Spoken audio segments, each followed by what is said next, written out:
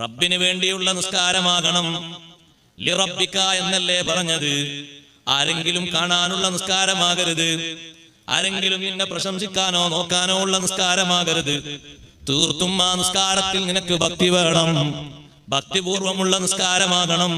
മഹാന്മാര് പറഞ്ഞു, ലിറബ്ബിക എന്ന വാക്കിൽ ഒരുപാട് വിഷയങ്ങൾ പഠിക്കാനുണ്ട്. ഫസ്വല്ലി, നീ നിസ്കരിക്കണം, നിന്റെ റബ്ബിന് വേണ്ടി നിസ്കരിക്കണം. ഈ പറഞ്ഞ ആയത്തിലുള്ള ലാമില്ലേ, ലിറബ്ബിക എന്നുള്ള ലാമ്, ആ ലാമ് നിസ്കാരത്തിനെ സംബന്ധിച്ച ആ ലാമ് ശരീരത്തിനുള്ള റൂഹ് പോലെയാണ്. നമ്മളെ ബോഡി നിലനിൽക്കുന്നതിന് റൂഹല്ലേ അനിവാര്യം. റൂഹില്ലെങ്കിൽ ഈ ബോഡിക്ക് യാതൊരു നിലനിൽപ്പുമില്ലല്ലോ.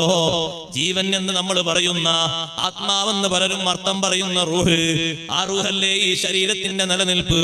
എങ്കിൽ നിസ്കാരത്തിന്റെ റൂഹ്, നിസ്കാരത്തിന്റെ റൂഹ് ലിറബ്ബിക, റബ്ബിന് വേണ്ടിയുള്ള നിസ്കാരമാകണം. ശരീരം മൂർധാവ് മുതൽ കാൽപാദം വരെ നല്ല ശരീരമായി മാറുന്നത് റൂഹുണ്ടാകുമ്പോഴാണ്. അപ്പോഴാണ് ആ ശരീരത്തിന് ചലിക്കാൻ കഴിയുന്നത്, സൗന്ദര്യം നിലനിർത്താൻ കഴിയുന്നത്, മറ്റുള്ളവരോട് സൗന്ദര്യം പ്രദർശിപ്പിക്കാൻ കഴിയുന്നത്. അതേ സമയത്ത് ആ റൂഹങ്ങ് പിരിഞ്ഞു പോയാലോ സ്വന്തം പേര് പോലും മാറിപ്പോയി. പിന്നെ ആളുകൾ വിളിക്കുന്ന പേര് മയ്യിത്ത് എന്നാണ്.